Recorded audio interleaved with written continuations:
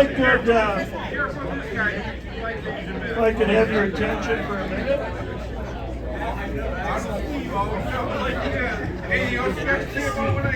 I don't know if this is gonna. There we go. Hey, just for a couple minutes, if I could have your attention. First of all, I wanted to start with some introductions and some people that are very instrumental at the sheriff's office and in getting things done. Some of you backseaters probably have seen them in action out there. So I'm not sure where Chief Deputy Dave Methusalem is. Where's Dave? Come on up here, Dave. Just stand up here a little bit so I can see you. Where to? Rest right here. So you just stay right here. So Dave is actually not on live on patrol, but that's because he actually has to keep the sheriff's office running. You know, when I'm out playing deputy out there. So he's been with me for many years, former director of the Minnesota Police and Peace Officers Association, second smartest man at the sheriff's office, second smartest. Number one is sitting back in the corner. Stand up, Kyle Meestead. Kyle Meestead back there. Smartest man. Come on, look right there. Stay up, stay on your feet, Kyle. Kyle Meestead is the smartest man, and he's the undersheriff of our administrative services. Also serves as our chief of staff. I'm over for second place. Yeah, over second place. Second smartest guy.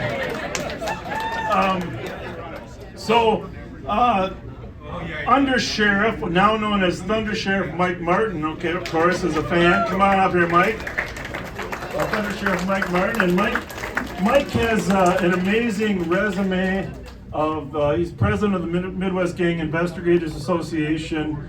He worked for a department on the west side of the river that he forgot the name of, but worked for emergency management at the University of Minnesota. Just a plethora of qualifications, and we're very lucky to have him. He heads up our apprehension efforts as well. Jeff Ramaker, Jeff, stand right there and wave your hand. Jeff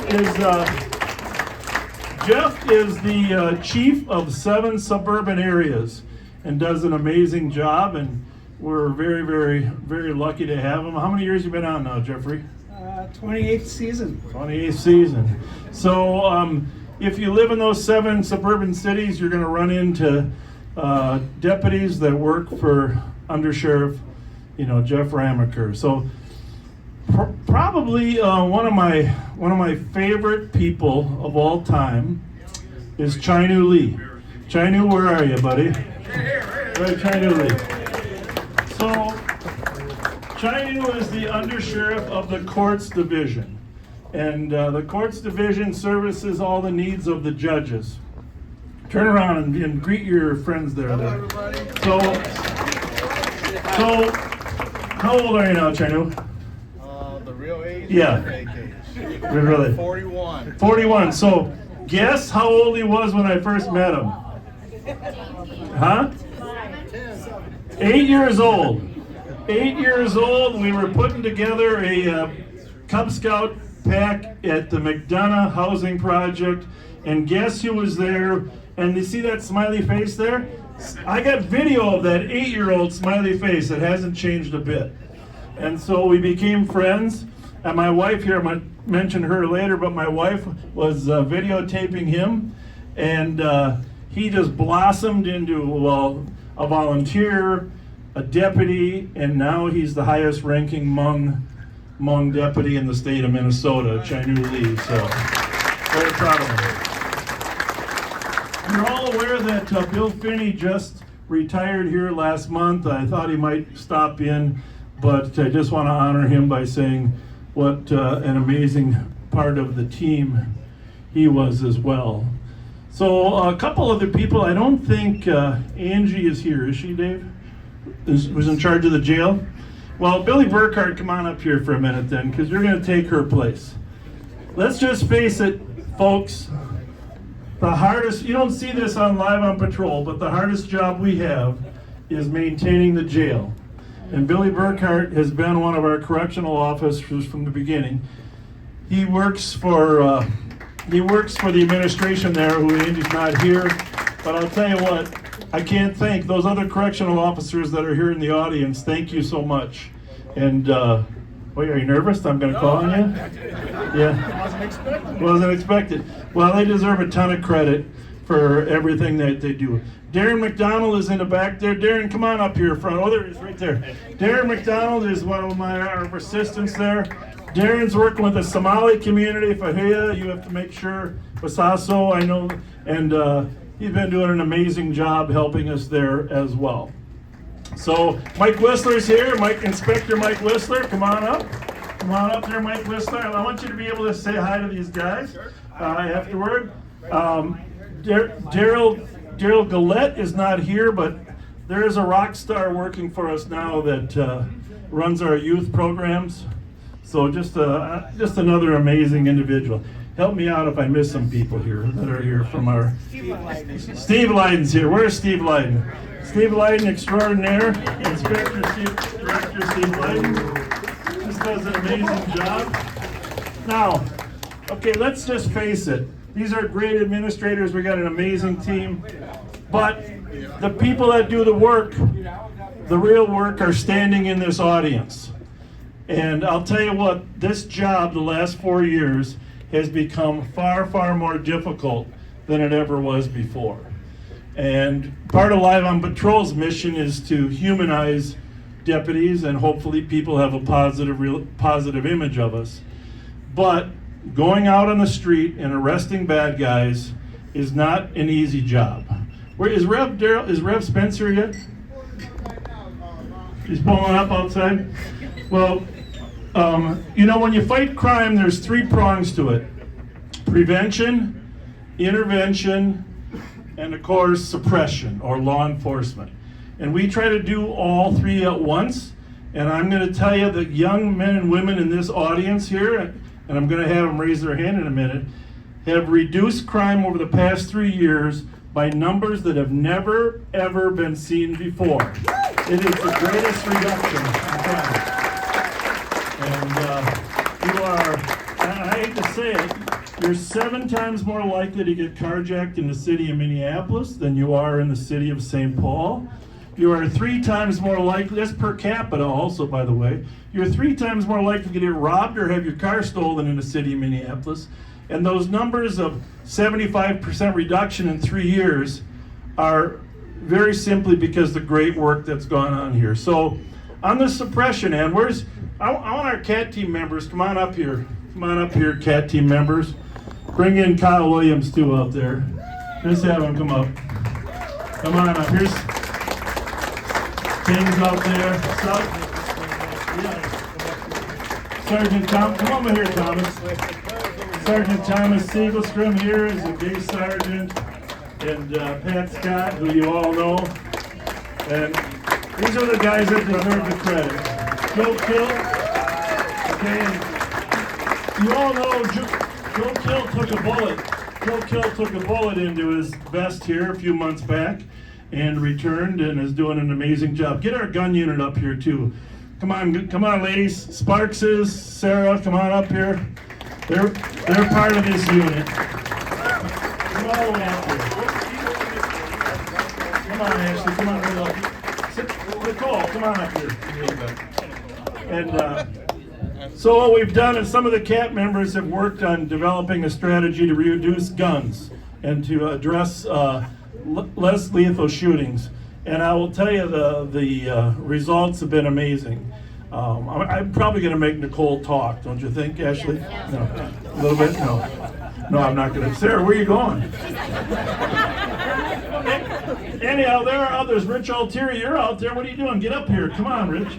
There are others in the audience too that deserve credits. Not just the CAT team, but and let me just say this about fighting crime. If you want to reduce, I'm going to talk about you in a minute, Rev. You're almost up. I was going to go with you first, but you were late. If you want to reduce crime, in addition to prevention, intervention, and suppression, you need to go after the career criminals, the repeat offenders. Those are the people that this team goes after. And you have to have every tool in the toolbox to reduce them. I will tell you that's the reason that crime is down, is because it's not because somebody's handing out pamphlets. You might have read that, and that's kind of an inside joke. It's because they're arresting people, and sometimes you have to pursue smart pursuit to bring them to justice. So the number of arrests, I would say, what 5 a week, Rich, in terms of over the years, over 4 years. I mean, we are talking about hundreds and hundreds of arrests that this team has made. And the investigations have led to fruitful recovery of guns, etc. Now, for those that say, well, we shouldn't be arresting kids, we should just, take them home and tell their mom they did a bad thing. Here's what I will say. I spent half of my career in juvenile justice. Ran the juvenile unit at St. Paul. You can't help children until you catch them. You can't help them until you catch them. And so what we do is we have an intervention project, and this guy here, Kyle Williams, raise your hand, Kyle. He's one of the guys that works with the families.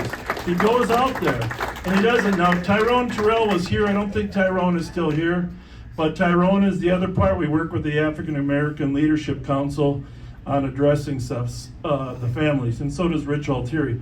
So you got to catch them to help them, and then once you try to help them, you got to find a solution that can restore them. Well, obviously, a lot of the resources have been eliminated, but we still work it the best we can. So on the prevention side, we got Rev. Where's Andre? Michi's here. Come on up here, you guys. Come on up here. Come on, Rev. These guys are out. Where's Michi? There's Michi. These guys are out in the field. Turn around. These guys are out in the field working with kids at the playgrounds every single day. And they do amazing work. Well, you've seen Rev on Live on Patrol, right? I think we brought Andre, under one time? Or no? About 3 times. 3 times, yeah. And these are amazing stories because Michi and Andre live the life that these 15-year-olds are living now. They know the path that they're on. How many times did I chase you, Rev? Red. Andre.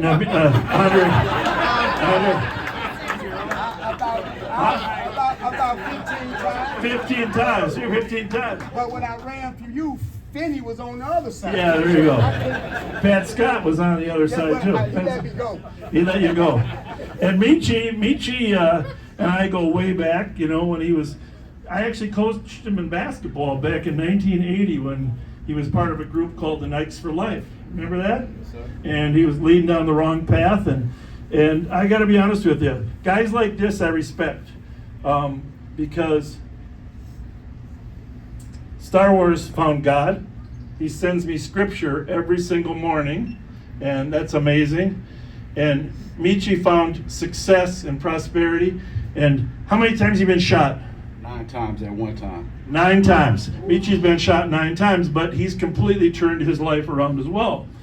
So these are the kind of guys that I'm really proud of. And their spiritual guide to this success has been Rev. Darrell Spence. Can't say enough great things about him. So the job you're doing is amazing on the prevention side. So I want to bring Kaku up. Where's Kaku? Kaku, come on up here. So you know that things out here. So let's just face it. I started a 20-year love affair with the Hmong community when I started working with Chinu, and my wife and I together worked. And by the way, smartest woman I have ever met.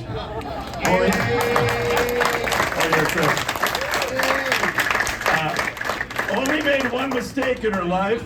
Well, you know what that was. Smartest woman, and what a partner, I've run in 13 elections, folks. You know how miserable that can be. And to have a partner that supported me and been there, and she is the brains behind the operation all the time. But so we worked with the Hmong community for 20 years, her and I, and that was a great experience starting back when Chinu, where's Chinu now? When he was little, but come up here, Chinu. So Chinu works for the sheriff's office, and one of our initiatives now is to work with the Karen community. We work with the Somali community closely, and then of course now with the Karen community. And so Well, actually, I want you to tell the story. This is how it all passes on. How you met Kaku, and this kid is amazing. This Kaku kid is just amazing. How many social media followers you got on your second page? 480,000 or something. Tell the story about Kaku. Talk Sure. close to the microphone. Yeah, I think one of the biggest thing about this leadership, and especially with Bob, is the prevention piece, right? Like, you don't see that line of leadership elsewhere where the investment is to the future for those kids who haven't been in trouble yet. And I came into the inspector position taking on some of those initiatives, going out to the community, working prevention work, hosting basketball games, and it's the real piece of the work.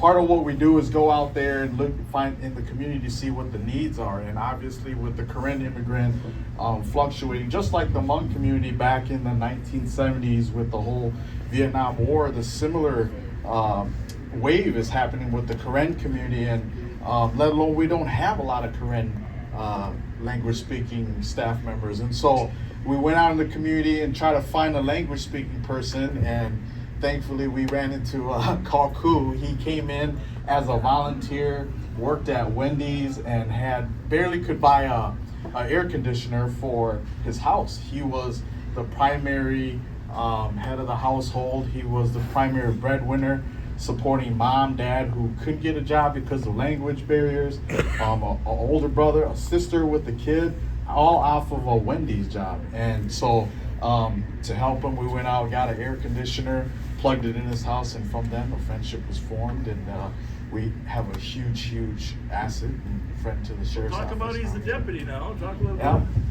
So more recently, Kaku started. His language wasn't very good, and he was trying to get jobs elsewhere, and we were kind of coaching him, putting him through classes. He was struggling with trying to become a law enforcement officer. That's what he wanted to do. And in the process, with all the help and coach of a lot of people in the Ramsey County Sheriff's Office, kind of guiding him into the right direction, he got involved with the reserve program, our community service officer programs, and eventually he just got sworn in a couple weeks ago as the first Karen deputy to serve the Ramsey County Sheriff's Office. So history in the making with Kaku as well too. So we're very proud to have him. Yeah, it's an amazing story. Don't go anywhere, you guys. And of course, Jeremy Bolin headed up our water patrol. Jeremy, raise your hand there for a little bit. He headed up our water patrol for many years. He's now commander. We kind of moved him over there. There's a lot of great people at the sheriff's office, and I'm proud to just be the sheriff. But it really is easy with this crew that we have in front and other people that are in this audience. So I wanted to introduce them so when you can kind of thank them. When you see them, just tell them thanks for what you're doing. Again, hardest job in the world is working in the jail. Second hardest is going out and chasing bad guys at 110 miles an hour and bringing them to justice. And there's risk. There's risk to this job that this group has accepted. And it's risky for me to work with Pat Scott too, so I don't know. That's not why it's risky. Actually, truth be known, when we started Live on Patrol, my wife, what'd you tell me, Chris? You gotta find a partner. You gotta find a partner because it's too dangerous out there. So I found Pat Scott. I found Pat Scott, and obviously it's been a great partnership. And if anybody's got my back in this business, it's Pat Scott. And he's not afraid to drop the hammer if a guy is going to do some danger to me. And so we thank you, Pat, for your service. So anyhow, I wanted to just introduce, I'm not going to say much more. I saw Denny Flaherty back there. Denny Flaherty, where the heck are you? Come on, Denny Flaherty. He's at the bar? Oh, he left to go to the bar. Omar Jamal has raised your hand, Omar. Omar Jamal's been our Somali liaison, and we appreciate him. I'm sorry, there's no time for you to talk. So, she's joking. She's joking. All right, well, let's have a little fun. Thank you for being here, and make sure you mingle a little bit and thank these guys for all your work. I thank you for being here. I'm quite honored by the turnout. It's frankly amazing. Yes. Huh? Where's Joe Kell? Where's Hot Dog Joe? Hot Dog Joe, stand up there. Everybody be sure to say hi to Hot Dog Joe. Hot Dog Joe. Hot Dog Joe.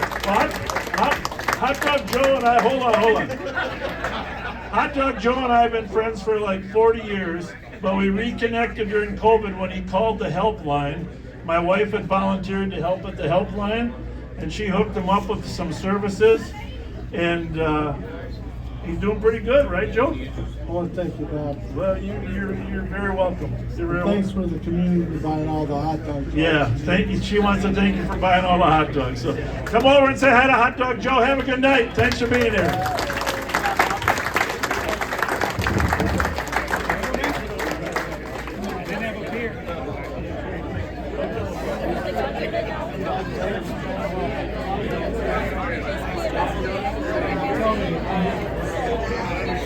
Thank you.